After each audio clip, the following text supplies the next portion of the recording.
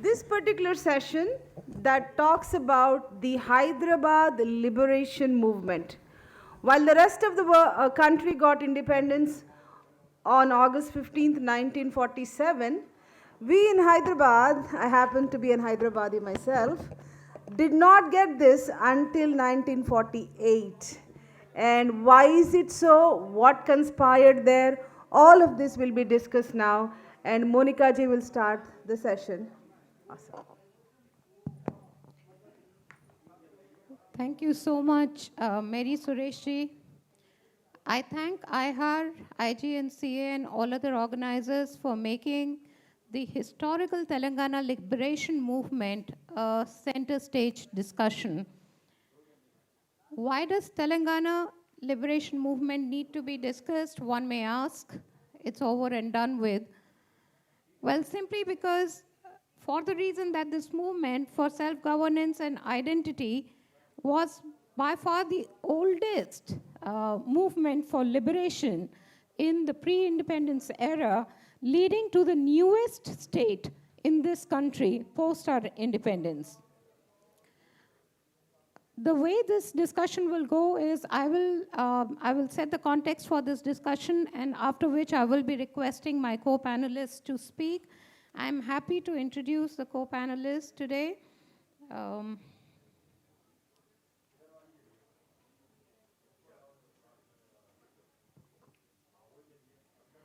Sorry, let me just pull up the...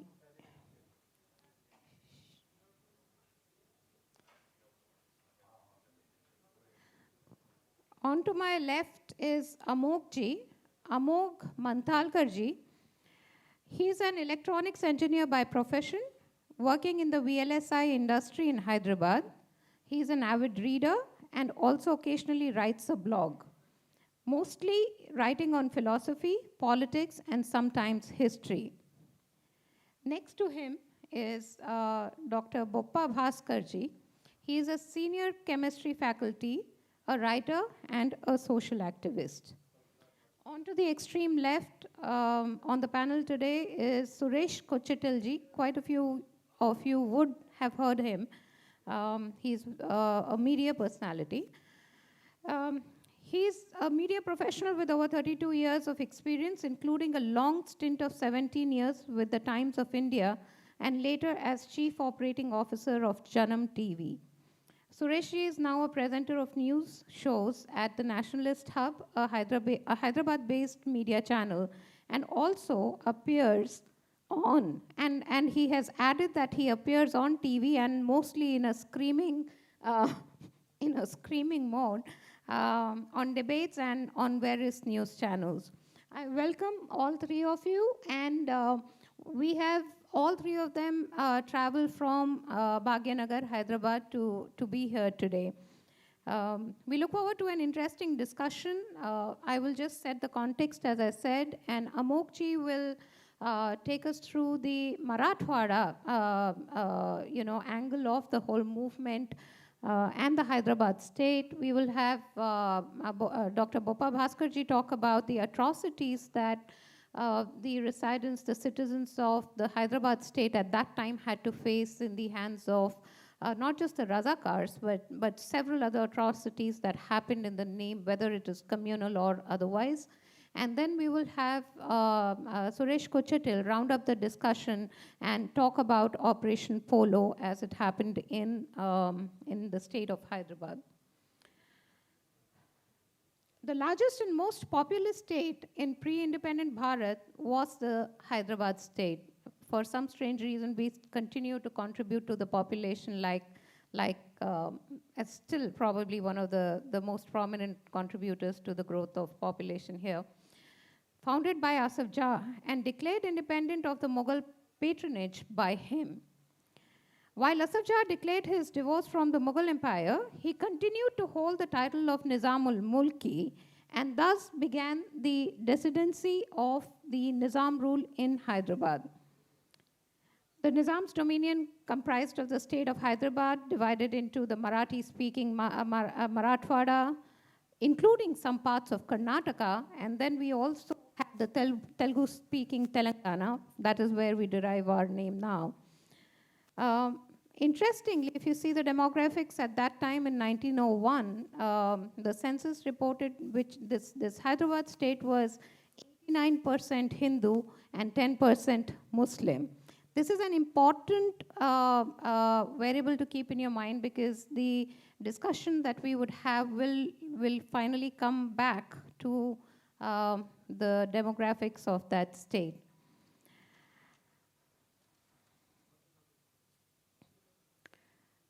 Now, what happened was, I'm just touching very briefly. We will get into details as the other panelists also come in. The prime ministership of Salarjung under the Nizam 4th, 5th, and 6th. It was a long prime ministership, and he was appointed by the British at that time. These were the most formative years for the state of Hyderabad, which was undergoing severe cash crunch and administrative disorder. Salarjung filled important positions, and here is where, what leads to a discord, dissonance in a society. Where does the root of it all lay, and how does something like a new state or demand for a new state actually come across, is something that we have to understand from take the history of Telangana back to about 100 years before, when the demand for the Mulki Raj came about. Now, Salarjung filled important positions with capable and educated Gair Mulkis. Mulki, as you would all understand, is a term denoting local people, right? And the Gair Mulkis were people who were coming in from out of the Hyderabad state. Because there was a dearth of education at that time, educated people, and because there was still the domination of the educated Muslim class coming from the north of India, Salarjung filled important positions with capable and educated Gair Mulkis, laying the base for the demand for a Mulki rule, self-rule, or a local rule. While the discontent over Gair Mulkis of the Mulkis, the local people, was on the rise, interestingly, this demand or this imbalance was actually created by the Mulkis, the locals themselves, because at that point of time, the locals considered government jobs, a government service, as nafar, or referred to them as nafar. Now, who are nafars? Nafars were people of a lower order. Zamindari, Jagirdari, land holding was considered to be an avocation of people of a higher order who were referred to as bashars, right? So what started happening is that the local population, first they were facing a problem because of the Nizam rule. There was Persian, that was the official state language. 89% of the population, the Hindu population, couldn't speak Persian. Later on, when Persian was converted into Urdu, and Urdu made a local language, it did not ease the problems for the Hindus in any way. And on top of that was the psyche that the local landholders held, the zamindars or the jagirdars held, where they looked down upon service as an option of earning or an employment.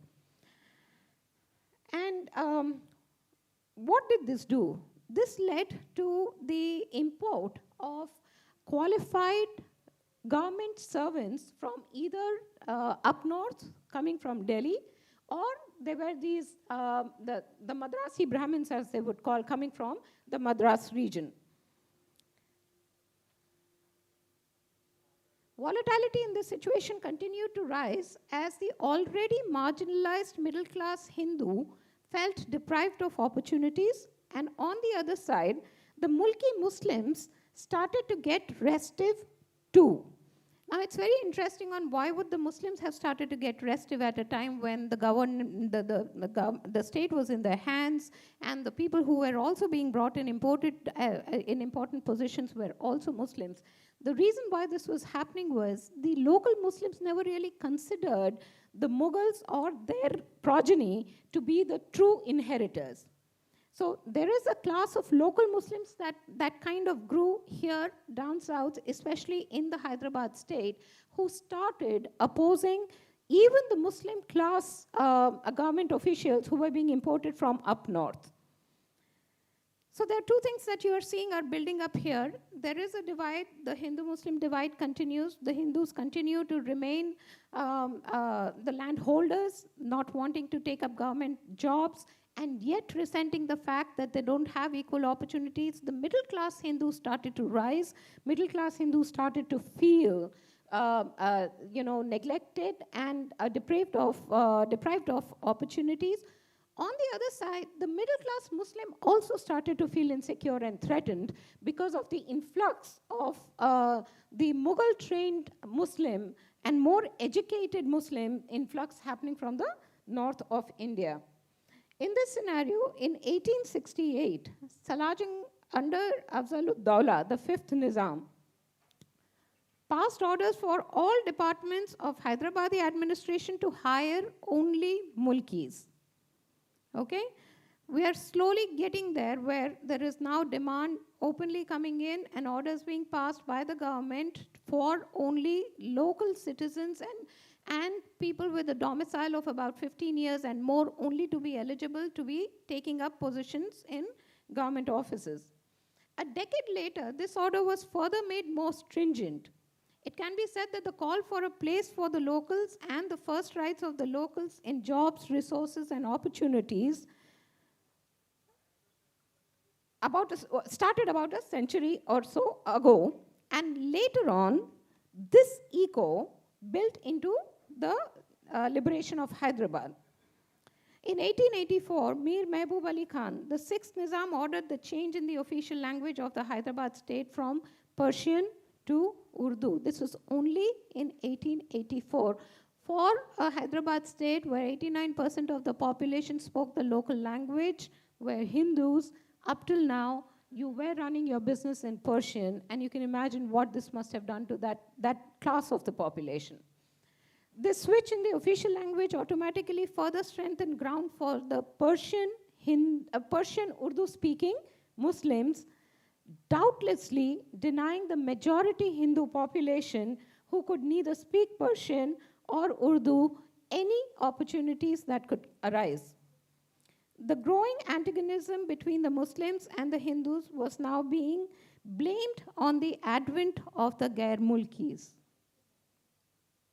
a misdiagnosis which would cost the last Nizam, Usman Ali Khan of the Hyderabad state, his dominion itself. Because while it was made to appear as it was the Gair Mulkis and the advent of the Gair Mulkis and the loss of opportunities for the Hindus that was causing this discontent and a demand for Mulki rule, there was far, far, far more deeper divisive and oppressive actions of the then Nizam that were leading to this discontent. The attack on the Hindu rights and their identity continued under the last Nizam, when one of the larger universities, the Osmania University, was established. By making the medium of instruction Urdu and English as a compulsory language, the ethnic local language was religiously being outcast.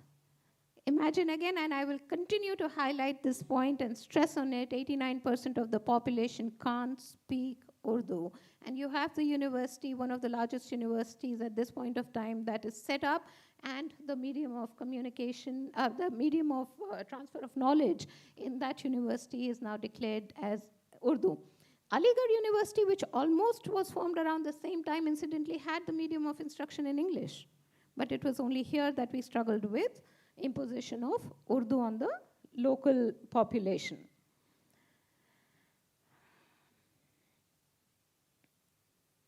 Okay. It was only a decade or two later, I think, where the Osmania University introduced English as a medium of language. These decades of loss of opportunity, loss of language, loss of an identity was nothing but a pot on a boiler, where resentment of Hindus was now simmering, and so was the resentment amongst the local Mulki Muslims, finally leading to the uprising against the oppressive rule of the Nizam and his private army called the Razakars.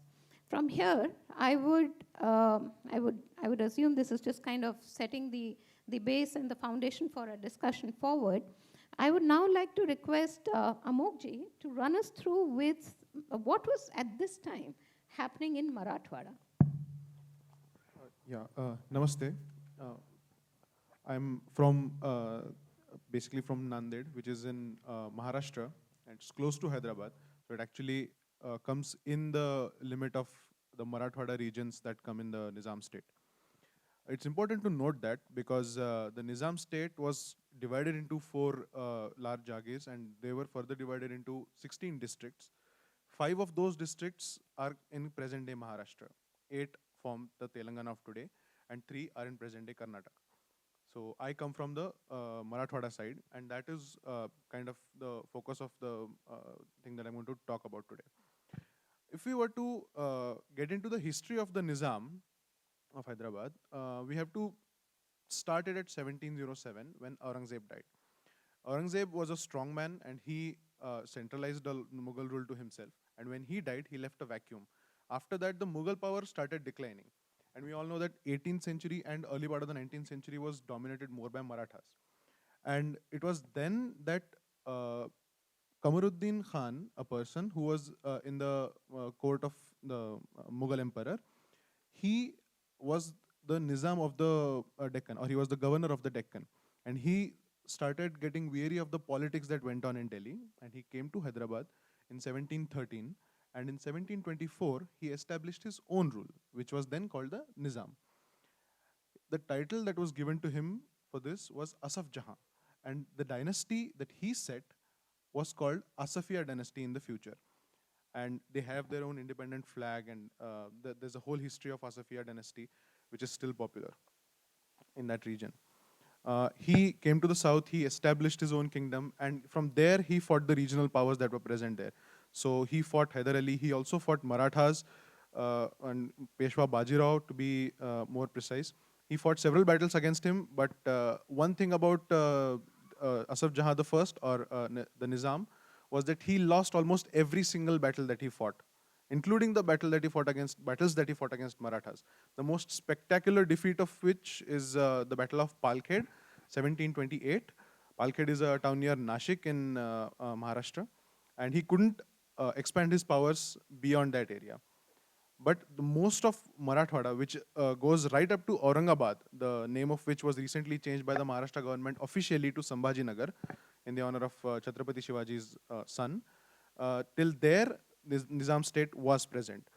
And after that, actually, when Asaf Jahan the First established his rule in Hyderabad, there's a folk story that is told that he went on some trip to one of his jagirs he was seeing, and he met a fakir there, and the fakir asked for food. And Nizam, without seeing how much food was there in a bag, he gave the bag to the fakir. The fakir opened, and he saw that there were 7 rotis. I mean, it differs, there's 7 kulchas, 7 rotis, whatever. It differs. It's a folk story, so these differences are there. But what is sure is that he received 7 items which were present in the bag. And then, without thinking further, the fakir said that since you have given me 7 rotis, your family will rule Hyderabad for 7 generations. And incidentally, Nizam, the last Nizam, or Mir Usman Ali Khan Bahadur, was the 7th Nizam to rule Hyderabad. And after him, it was taken over by the British Indian, not the British Indian, we were in the Indian Dominion by then, but the Indian government. So that is kind of the establishment of Nizam and his involvement in various provinces there. And to Monica ji's earlier point, the language for governance was Persian. It was changed to Urdu much later, but it was changed to Urdu, a language that majority of people didn't speak. By the way, I'll just correct you on, not correct you, but add on to your point, that in the 1901 census, 89% were Hindus and 10% were Muslims, 10.4%. But by the year 1941, 81.4% were Hindus and 12.8% were Muslims. Right, and this is a considerable change considering that it happened only in 40 years. And I'll tell you something even more shocking, that it was the policy of the Nizami rule that they wanted to establish an Islamic rule. And one of the major factors for that was the change in demography. This is also partly the reason why they started importing educated Muslims from other territories in India, that is outside of the Nizam state and in the British Indian states, into the state to help them govern the population. And that was one way that they tried to increase the Muslim population within the Nizam state. And another was religious conversions. And following this trajectory, another thing that they did was, in the 1941 census, the Hyderabad state official numbers of Hindus is only 63%. And this they did because they didn't, they on purpose considered the lower caste Hindus and as non-Hindus. And this is recorded in the Hyderabad state census, not the national census that we did, but the state census says 63.5% are Hindus. So this was something that they were consciously trying to do. It was not something that was happening earlier, but they tried to do this. And another part of the same thing was that went into the change of the official language to Urdu. And they, another thing that they tried with that was, they didn't just get Muslims, educated Muslims from British India, I mean, not just the provinces that are currently part of India, but also Arabs, Rohillas from, and Pathans from present-day Afghanistan and the northern parts of Pakistan. So that's what they started to do. And of course, when you do something like this, the local population doesn't really agree with it. And then they start rebelling against the rule. And that is exactly what we saw happen in the Nizam state as well. And not just that, but the Nizam, the last two Nizams more specifically, they tried to suppress every fundamental human right that we consider to be very important even today. There was no right to assembly, there was no right to form unions of your own, to form any kind of union. There were no literary conventions or nothing of the sort that were allowed by the Nizams. And they still, the people wanted to, unite against this rule, and that is what they started doing, flouting all the rules. They didn't really follow the instructions given by the Nizam's police and all of those, all of the people who wanted them to, be good subjects under the Nizam. But they still created their own rebellions, the rebellious conventions. They had to be done secretly because the permissions would not be given, and there's the whole history behind that. If I get a little more time, I would like to do that, but maybe in the paucity of time, I have to stop my remarks here. But I'll just say this, that just because the rules prevented Hindus from doing almost any activity privately, that didn't stop them, and they still gathered and they continued their activities secretly for a very long time. And it was actually the combined efforts of Arya Samaj and Hindu Mahasabha that led to the religious rights being allowed to Hindus in the 1930s. It was till that time that it was a very oppressive rule that continued. And after that, a lot of these organizations came to the fore and they started operating above the ground. That's what I'll say. On the religious oppression, there's a very interesting real life. Sorry, I'm eating 2 minutes into both your time. It's important that we share this because for me also it was a recognition of a kind. I was working with the endowments department. I do fight for Hindu temples and trying to fight with the endowments against their brutal capture of our temple lands and stuff like that. If you come to our side of town, come to Hyderabad, and not just Hyderabad, Telangana, the erstwhile Hyderabad state, and if you roam those cities, the streets, you will come across, and this must be new for all of you also, we see a lot of these small, small temples, right, where they are idols, and they're not more than 3 feet. Okay, and they're all over. They're on the roads, and wherever you go on the streets, you will find these small things that are on the side somewhere. And there's a demarcation that happens around that small temple. It's not really a temple, but there's an idol that's sitting there. All this time, we all lived thinking that these are probably some, village gods or goddesses that are placed over there, and that's the reason why, they're in that condition.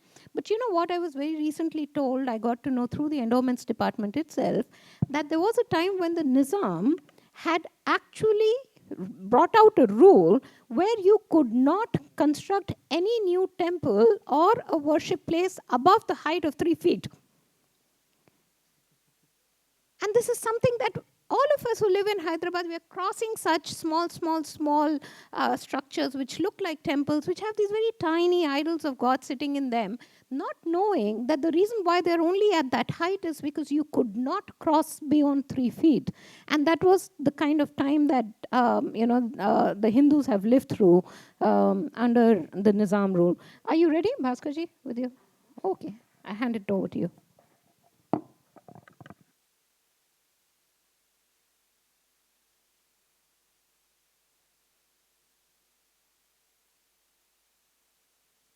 Hello.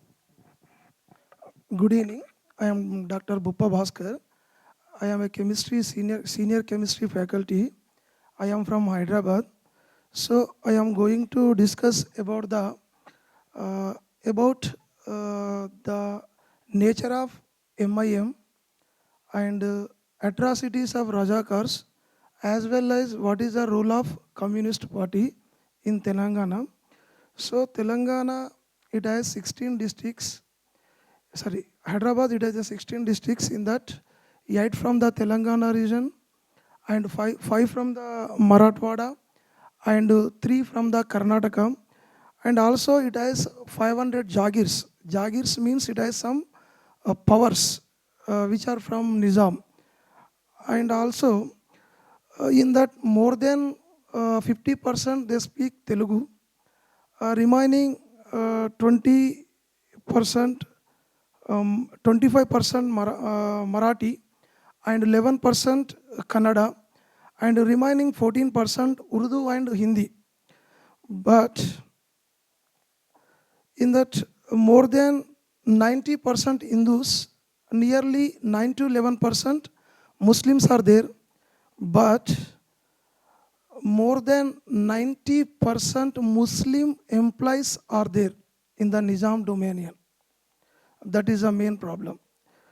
And also the Persian as an official language till 1880. After that, Nizam introduced Urdu as an official language. In schools, colleges and universities, in all government sectors, as well as in High Court, they introduced Urdu as an official language. So, Islamification of the state, the Majlis Ittehadul Muslimin, now it is called MIM, was found in 1926.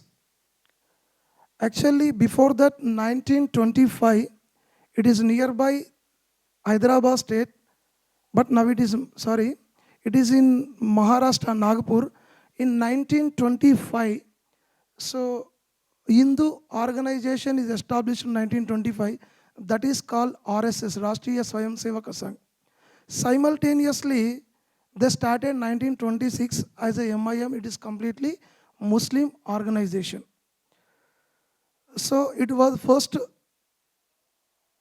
by Muhammad Nawaz Khan. After that, Bahadur Yar Jang is a good speaker, eminent speaker and intellectual. So what is the main objectives of the MIM? They promote Islamist supremacy over Hindus and keep Nizam as a sovereign, independent Islamic kingdom, no union with India. So MD Nawaz Khan was succeeded in 1928 by Bahadur Yar Jang. During his tenure from 1928 to 44 and approximately 25 years, the Ittehadul grew to become the intellectual foundation for the Muslim in the state of Hyderabad. Bahadur Yar Jang died in 1944. He was succeeded by the Abdul Hasan Sayyid Ali, who was removed by the Nizam in 1946. After that, Qasim Razvi, he came. So the Ittehadul established several dailies and weeklies in Urdu. They pushed its own men into the government companies and all government sectors, railways, road transport corporation, Deccan Airlines, Radio of Deccan, it is now Akashavani, and state of telephones and telegraphs. Imported settled Ethiopias and Yemen and outside of our country. Now it is called the same name. So Qasim Razvi ideology and the rise of Razakars. The Qasim Razvi became the president of Ittihadul in 1946. He was a law graduate from the AMU and became a lawyer in Latur, Marathwada. His advisor was Sayyid Tulikuddin, a former ICS officer. So Qasim Razvi transformed Ittihadul into a fascist movement. So the Razakar violence and rights. Qasim Razvi said, Allah created the Islamic State of the Hyderabad and he would never let it down. He threatened direct long action against the government and Hindus if the Nizam acceded to the Indian Union. Razakar used to collect women, strip them naked, force them to dance Batkamma and outrage them into front of their husbands and children. This is the situation of the Nizam dominion. So they also used to identity suspected leaders. Boppa ji, these women were only Hindu women. Yes, only Hindu women. Thank you. So Batkama, they are playing only Hindu women. That is a very cultural festival. So they also used to identify suspected leaders and cut them into pieces in broad daylight. So Shoaibullah Khan, he was a Muslim. He was a Muslim, the eminent editor of the Imroz paper, Urdu paper, sorry, was brutally murdered on the night of the 21st August 1948. He wrote against for the Nizam and is supported to joining Indian Union. So Al-Qaeda or ICS of the past, it is a Razakar movement. In Isnapur village, Rajakars catched hold of 5 Brahmins, hung them head down from a tree branch and then set fire below till the bodies were reduced to ashes. So in Anmakonda 1939, Dasara procession was brutally attacked and several Dalits were murdered. In Bairanpalli, it is very famous village. They suffered by the Razakars and Nizam police as well as the collector of in the time. In Bairanpalli village, organized a protection force and repulsed the Razakars attack twice. However, the third organized attack led by the Muslim collector killed 182 Hindus. The victims were all lined up and killed by the Nizam police. They won't waste of their bullets. So soldiers and Rajakars who operated in unison. So, and also beside of one more village in same district, Nalagonda, so that is called Gundrampalli, more than 150 members were killed and their bodies thrown into a deep well beside the masjid. Recently, our Home Minister Amit Shah visited that village, behalf of in September 17th. So total estimated killed by the Razakar 40,000 members along only Telangana regions, not in entire Hyderabad state. Only Hindus. So in the Nizam domain, sorry. And also, one more agitation parallelly there, that is called communist. They given the most of the literature are there in the market. The role of communists in 1946, Andhra Mahasabha splitted into 2 groups, one with State Congress and another group joined in the Communist Party. The role of communists was only for 2 years in Telangana liberation struggle. Please listen to me all. The role of communists was only for 2 years in the Telangana liberation struggle. But nowadays, the total, they won all the movement. Between 1946, in the 2 years, between 1946 to 47, the communists were actually in favor of the Nizam and Razakars 1 year. And after remaining 1 year, from the August 1947 to 17th September 1948, they fought against the Razakars, but not Nizam, along with the people. They actually wanted to separate a communal country for themselves. Similarly, Razakars, they wanted to separate country, Islamic country themselves. And communists also wanted to separate communist country for themselves. In the Soviet, President Stalin opposed their decision, which is why their role fizzled out. The struggle of communists was only against for the Hindu landlords, but not against for the Muslim landlords. So around 682 Hindu landlords are there. Nearly 2000, 1982 approximately, Muslim landlords are there. Nizam is also very big, larger Jagirdar. How much of around 25% of the land is owned, that is called survey costs. Or Atra Balda now it is around the Hyderabad city. So not a single incident is found against the Muslim landlords. They fought against Vetti and the landlords who used farm laborers. Until 1952, armed struggle against the Indian Union was continued in Telangana. Violence was instigated and many people were killed. There was no communist struggle in Maharashtra and Karnataka. There is no communist struggle in Marathwada and Karnataka areas. Communist armed struggle was limited to 3 districts in Telangana. That is Nalagonda and Warangal and only little part of the Karimnagar.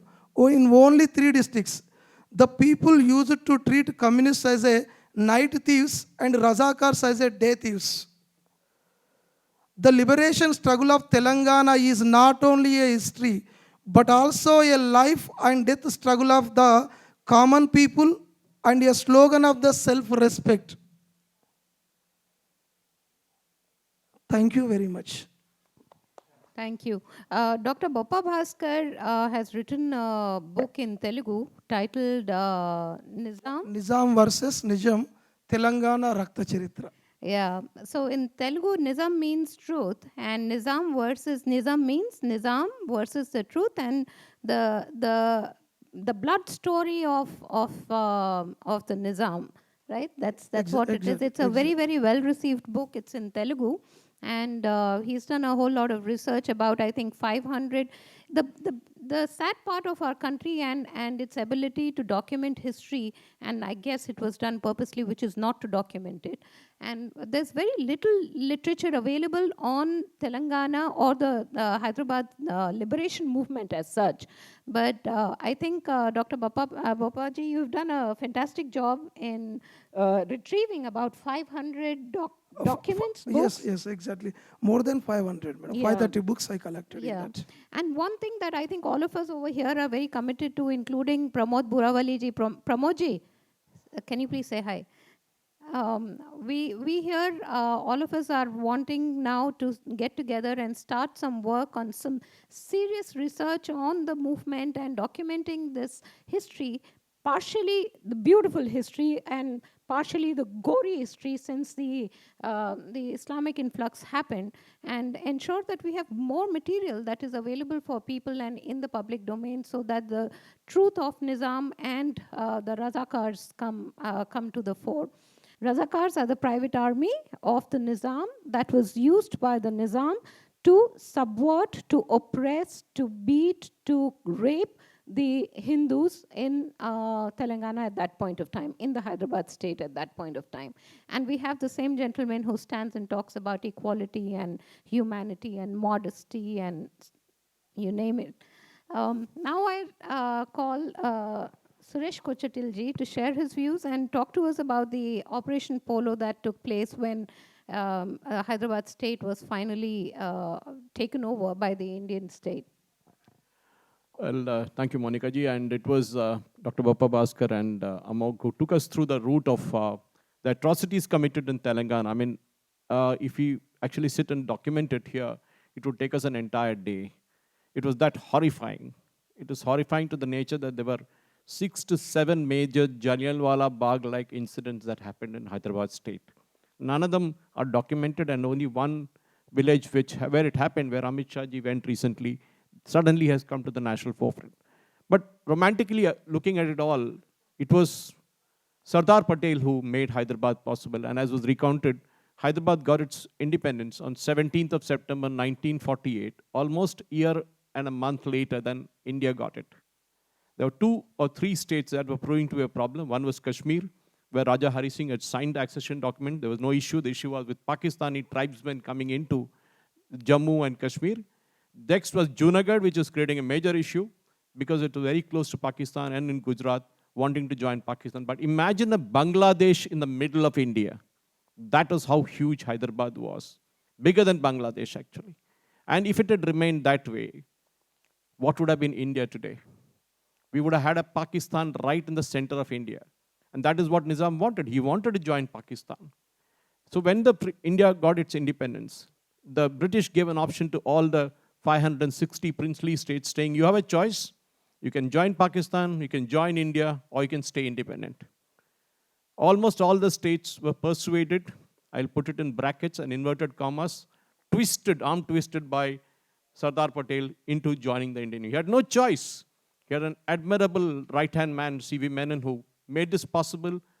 Together, they decided that these 2 states had to be dealt with. Junagadh was dealt with ruthlessly.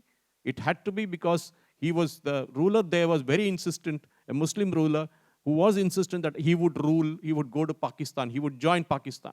And that was, again, dealt with separately. But I'll not get into that because in fact, the irony is the person who invited Sardar Patel to come to Junagadh and conquer it was the father of Zulfikar Ali Bhutto. That is the irony of it. But Hyderabad as such, there was a very stormy meeting in Delhi before the Operation Polo happened. Jawaharlal Nehru, Prime Minister, Sardar Vallabhbhai Patel, Deputy Prime Minister and Home Minister, C.V. Menon, and K.M. Munshi. K.M. Munshi was later the agent for the Indian Union in Hyderabad, the agent general as they were called. It was a very stormy meeting because of the atrocities that were coming, reports are coming out of Hyderabad state, right up to Marathwada as Amogh described it, and onto the Raichur, Bellary side in Karnataka, Bidar and Gulbarga, onto the northern part of Karnataka, what we now call it as Hyderabad, Karnataka area, were horrendous. Number of Hindu women being raped, killed in thousands, to such an extent that even the Madras presidency raised a protest saying, we will invade Hyderabad if the Indian Union doesn't do it. To that, Sardar Patel told Mr. Reddy, who was then the chief minister of Madras presidency, that hang on, I'm going to do something. And this meeting, Nehru was livid with Patel because he came to know that Patel was planning an operation to send the Indian army into Hyderabad. And he told him in not so many words that I will not allow you to do this. Let Hyderabad decide what they want. Imagine this is what Sardar Patel wanted to do and Nehru didn't want to do. There's one more state up north, what we saw, Jammu and Kashmir. Something similar happened there. In Hyderabad, at that point in time, Patel decided, no, I will go for it. Because the situation was getting bad to worse. Nehru was angry for about half an hour. He stormed around the room. He abused everybody there. Used, according to the book I gave to Monica ji this morning, there is an extract of an official document where they said he used abusive words against Sardar Patel. And to Patel's magnanimity, he didn't utter a word. He sat silently through that meeting. It was C.V. Menon who walked out and said, I will not be in this meeting any longer. And that afternoon, or that evening, Sardar Patel ordered General Bosher, who was then a British general who was commanding the Indian army, to start operation against Hyderabad. And to keep that operation in a diplomatic level, it was called police action. They didn't want to say we are sending the army. Because Nizam had gone to the United Nations saying that Hyderabad wanted to remain independent. There was a standstill agreement in place between the Indian Union and the Nizam, which was signed on 15th of August 1947, which said that India will keep its army out of Hyderabad, out of Secunderabad cantonment, a place where I stay. I think all the 2 of us stay here, very close to that place. Nizam was insistent because he was being blacklisted by a guy called Kazim Rizvi, who ran the Razakar movement, a 2 lakh militia movement, which Dr. Boppa Bhaskar did horrendous crimes. Crimes against humanity, which even the Jews did not get subjugated to. We needed a Nuremberg trial in Hyderabad. It never happened. Anyway, we'll leave it at that. Patel orders an invasion of Hyderabad. Nehru against it. But Nehru finally was told to get off. that Patel will do it, whether he cares, he does it or not. General Boucher refused to do it. The Indian Army chief refused to take orders from the Deputy Prime Minister and Home Minister of India. The Patel told him, you do it or don't do it, I'm sending the Indian Army. Then he ordered the Goddard Plan. It was actually devised by another Britisher, General G.N. Goddard. So he was the commander of the Southern Command of the Indian Army then. Two main thrusts. The Indian Army were told, one was from the Bezawada side, what we call the Vijayawada side, and one from the Sholapur, as Amogh was describing, since the Marathwada region was involved from the west. That was the major things. The person who led the main thing was General J.N. Chowdhury, after whom one of the main roads leading into Hyderabad is named. That's the road that the Indian Army marched into Hyderabad. They came to Sholapur. That was the main thrust. And every regiment of Indian Army was represented. And that's the best part. Gorkhas were there. And they were supported by the very elite units who fought against what we earlier learned against the Japanese in the Burma theater. And then we had the Marathas. We had the other Sikh regiment. Everybody was thrown in, including the Air Force stations from Pune, who were asked to bomb Bidar Air Force Base and other certain pockets near Zahirabad, which is towards Karnataka. As the things happened, the four forces, which was called Strike Force, it was called Smash Force, Kill Force, and Veer Force. These were all technical documentation. I can talk about it on another occasion, giving you far more details into what each of these units did. Look at Patel's planning. It was precise. He knew where to hit, and he got the right commanders to do it. General J.N. Chowdhury later, who went on to become the chief of the Indian Army, he was the key person for him. General Rudra, who was senior to him, actually came from the Bezawada side, and he was leading the army. There was another unit that came from the Madras side. So there was a pincer movement from all sides. The Nizam's army didn't know where to go. There were just 20,000 of them. There were 32,000 Indian Army professional soldiers against 20,000 poorly armed Nizam soldiers, of which only 6,000 were armed. And of that, the major part was Razakars, which is 2 lakh people who actually had machetes and knives, which was far more dangerous than bombs and other things. And what happened was, the entire pincer movement hit at one go, and they came in from different sides. As I told you, from Sholapur, from Bejwada, they hit Jalna. Every part was taken, and one team stayed back, like a typical army movement, the other team moved ahead. And they threw in everything they had. The Gorkhas fought brilliantly there. I mean, they were there actually in a way, there were bridges that were blown up. Imagine those days.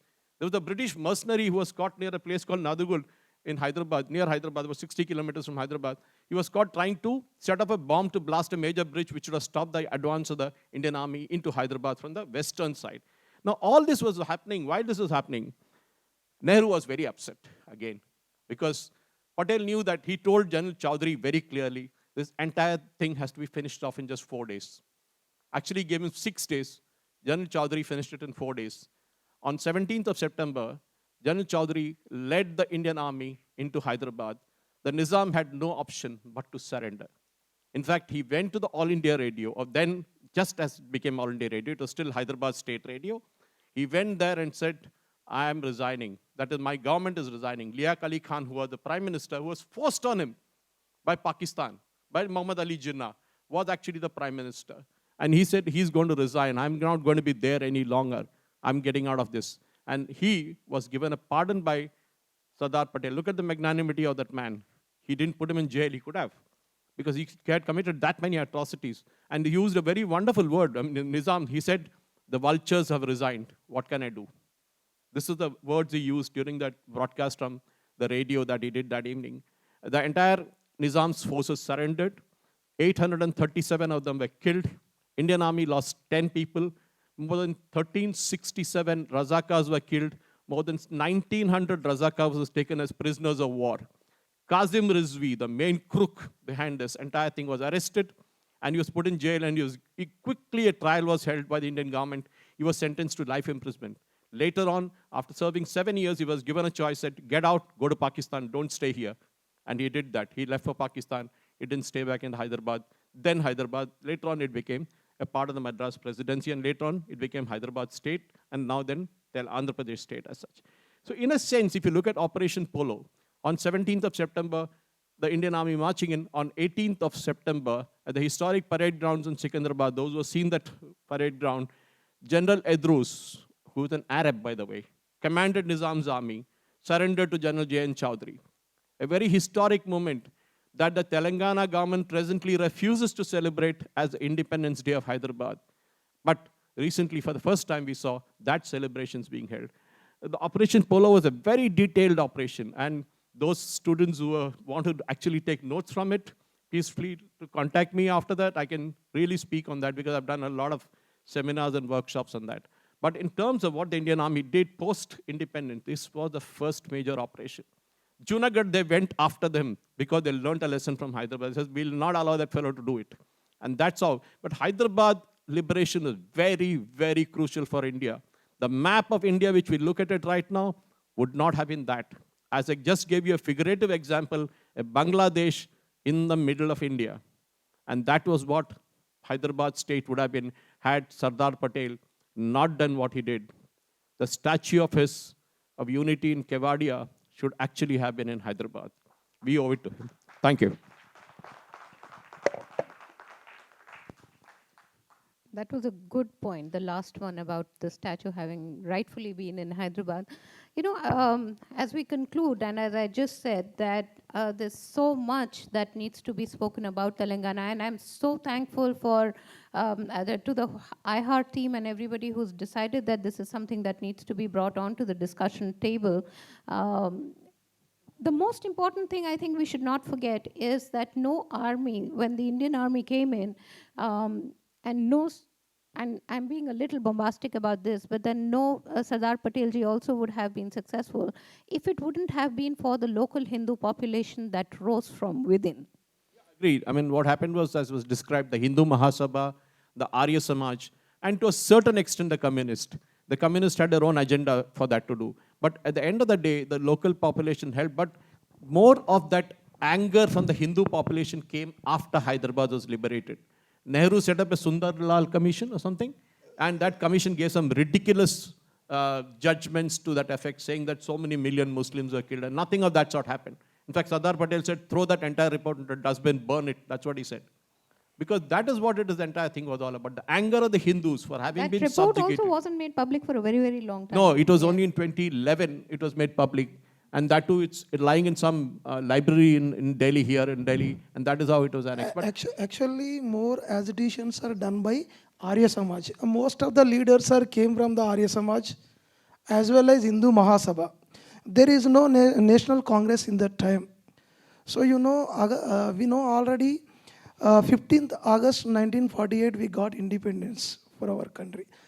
After independence of the India, Hyderabad region, Hyderabad state got after 13 months, 2 days later they got the independence. Please you try to understand.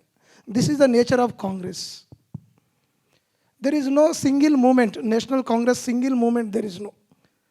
But many times Savarkarji won to both Congress government as well as Nizam. And also Netaji is also won to Nizam and Congress government. In fact, Savarkar reminds me of something, Boppa, because I don't know how many Indian cities have got a statue of Savarkar. Hyderabad has one, right in the middle of it. Many are there, many are there, many are there. And also, so two brothers are more inspired by the Hindu Mahasabha and RSS, Rashtriya Swayamsevak Sangh. So they are Vande Mataram brothers, you know, very familiar name. So Vande Mataram Ramachandra Rao is a younger brother. He was most inspired by the Hindu Mahasabha. His brother Vavilala Ramachandra Rao, he was inspired by RSS. He trained many people to how to protect and how to fight against for the Razakars by the organization of Hindu Rashtriya Swayamsevak Sangh in that time. Yeah, I'll just add briefly to what you said. The reason I mentioned Arya Samaj and Hindu Mahasabha is that both of them fought for the political and religious rights of Hindus in the Nizam state. Unfortunately, it has to be spoken in terms of communities, religious communities, because it was in those terms. And after that, there's not much evidence of Hindu Mahasabha staying back for more political rights or like independence, but Arya Samaj continued. And it is important to note that, as I previously mentioned, religious conversions were rampant in the entire state. And Arya Samaj was the one resolute body, organization, that was determined to reconvert all the converts back to Hinduism. And they continued this work in Hyderabad despite the threats to their lives. Many lost their lives as well. That happened, and they still continued to do the same things. And another point that Sureshji mentioned was about the Sundarlal committee. The report is present, and it again makes like fantastic claims about the number of people killed and the nature of that. I can just say this much, that it is readily available on the internet. You guys can go and just look it up. You can Google it. And it's just a request of mine to see the number of edits that are done to the report and the information that is redacted from the report. It's very clearly visible. There's almost no detail given.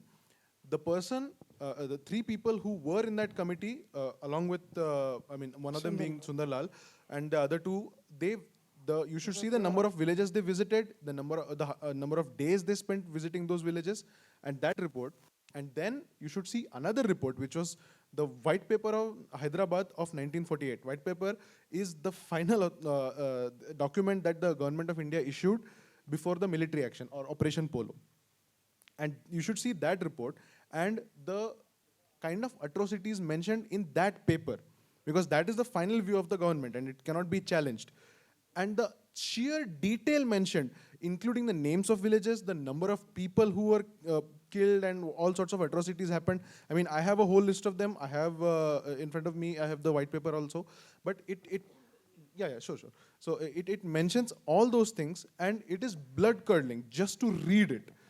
And we should know, like Sureshji said, we should be thankful to Sardar Patel and to the Indian Army to prevent that from keeping on happening, and right in the heartland of India. So, many thanks to all those people who liberated Hyderabad in the real sense on 17th of September 1948. Why Polo? Because the ground where the surrender was held, next to it was the place where the Britishers played polo. It's now called the Bison Polo Grounds. And that is the most ironical part, that in this entire thing, very close to the place where the surrender happened was a gentleman who was leaving, who was then a lieutenant in the Indian Army, a British Army. His name was Lieutenant Winston Churchill. He stayed there 1.5 years. He was there during the 1870s, I think. And that's a history of Hyderabad, a huge, huge history. A lot to be spoken about. Unfortunately, due to the paucity of time, we cannot do much of it here. But thank you for giving us an opportunity. Thank you so much, Suresh Kochatill, Dr. Boppa Bhaskar, and also Amoghji. It was a short, but I think a fruitful discussion, and we have to keep at it. We have to let the world know what happened in the state of Hyderabad. Thank you. Thank you to IHAR and the team for giving us an opportunity to be here.